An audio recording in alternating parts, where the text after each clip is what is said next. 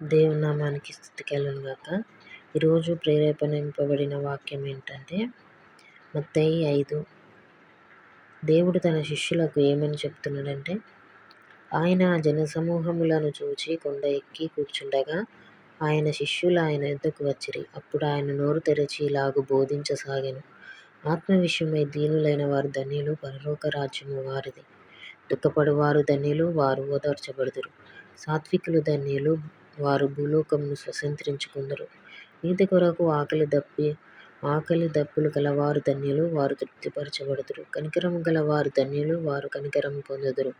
హృదయశుద్ధి గలవారు ధన్యులు, వారు దేవుని చూచెదరు. సమాధానపరచువారు ధన్యులు, వారు దేవుని కుమారులనబడుదురు. నీతి నిమిత్తము హింసింపబడువారు ధన్యులు, పరలోక రాజ్యము వారిది. దేవుడి కొద్ది మాటలను దీవించి మన హృదయంలో ఫలింపచేయునుగాక. విశ్వాసురాలిగా రక్షణ మార్గంలో నడుస్తున్న నేను పాటించేవి ఈ 10. వీటితో పాటు నేను ఇంకా 6 పాటిస్తాను. అవేంటి అంటే దైవారాధన, సోదర ప్రేమ, నన్ను బాధపెట్టే వారి గురించి ప్రార్థన చేస్తాను, నన్ను శపించే వారి గురించి వాళ్ళని దీవిస్తాను, నన్ను ఎవరైతే ద్వేషిస్తారో వాళ్ళకి మేలు చేస్తాను, నా శత్రువులను ప్రేమిస్తాను.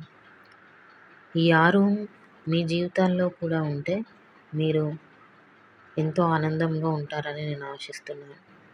ఎందుకంటే దేవుని వాక్యము మనకు ఎంతో నెమ్మదిని, సమాధానము, ప్రేమను మనకు అవి చదువుచుండగా మనకెంతో ఆనందం కలుగుతుంది. కనుక మీరు కూడా దేవుని రుచి చూసి దేవుని మార్గంలో నడుచుకోవాలని కోరుకుంటున్నాను. అయితే నాది ఒక చిన్న సలహా. క్రైస్తవులము, మేము బాప్తిసం తీసుకున్నాము, మేము నీతి మార్గంలో నడుస్తున్న వారికి ఒక చిన్న ఆలోచించండి. ఏంటిదంటే, మీరు సినిమాలు చూస్తూ లోకాశల్లో ఉంటూ చర్చికి వెళ్తూ బైబిల్ ముట్టుకుంటూ మీరు అన్యుల వలె ఉన్నారంటే మీరు నులివెచ్చని స్థితిలో ఉన్నారని అర్థం చేసుకోండి. ఎందుకంటే దేవుని ఈ ప్రేమను అర్థం చేసుకున్నవారు, దేవుని మార్గంలో నడిచేవారు అవన్నీ హేయములు అని ఎంచుకుంటారు. దేవుని బిడ్డలు చెడుతనంను అసహించుకుంటారు. కాబట్టి క్రైస్తవులారా, ఫస్ట్ మన ప్రవర్తనను మనం జాగ్రత్తగా కాపాడుకోవాలి, ఇతరులకు మాదిరిగా జీవించాలి. కాబట్టి దేవుని అవమానపరచకుండా మనల్ని మనం భద్రపరుచుకోవాలి, మన విశ్వాసాన్ని, మన ఆత్మను రక్షించుకోవాలి. కనుక క్రైస్తవులమని చెప్పుకుంటూ అలాంటి పనులు చేయకుండా దేవుని మార్గాన్ని అనుసరించాలి. ఆయన రక్షణ మార్గాన్ని, ఆయన మెల్లని స్వరాన్ని కనిపెట్టండి హృదయంలో. అప్పుడు దేవుడు మనకెంతో దగ్గరగా జీవిస్తాడన్నది నా భావన. అయితే ఎవరైతే అన్యులు ఈ వీడియో చూస్తున్నారో, దేవుని ఎరగని వారు, వాళ్ళు ఒక చిన్న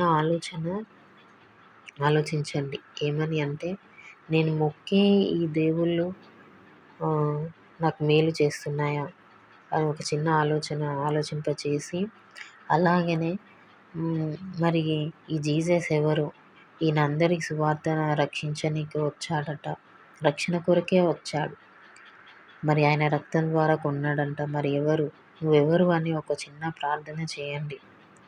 చేస్తే మీకే అర్థమవుతుంది ఏ దేవుడు ఉన్నవాడు, ఏ దేవుడు మనల్ని పోషించేవాడు, ఏ దేవుడు మనల్ని ఒక మార్గంలో నడిపిస్తున్నాడు అనేది మీకే తెలుస్తుంది. అన్యులకు ఒక చిన్న ఆలోచన మీరు ఆలోచించాలని కోరుకుంటున్నాను. ఎందుకంటే ఇది మా దేవుడు ప్రకటించమన్నాడు కాబట్టి మేము చెప్తున్నాం.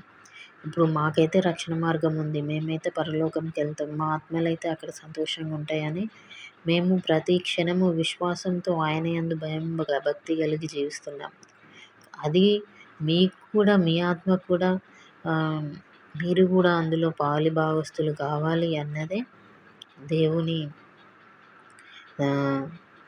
ప్రేమ దేవుడు కనబరిచిన ప్రేమ కనుక మీరు కూడా అందరూ ప్రతి ఒక్కరూ ఆయన బిడ్డలే కాబట్టి అన్యులు ఎవరైతే దేవుని ఎరగని వారు ఈ వీడియో చూస్తున్నారో మీరు ఒకసారి ఒక చిన్న ప్రార్థన చేయండి. ఎవరు నువ్వు అని చెప్పేసి ఒక చిన్న ప్రార్థన, నా కొరకు మాట్లాడు అని చెప్పి ఒక చిన్న ప్రార్థన చేయాలని కోరుకుంటున్నాను. ఆమేన్.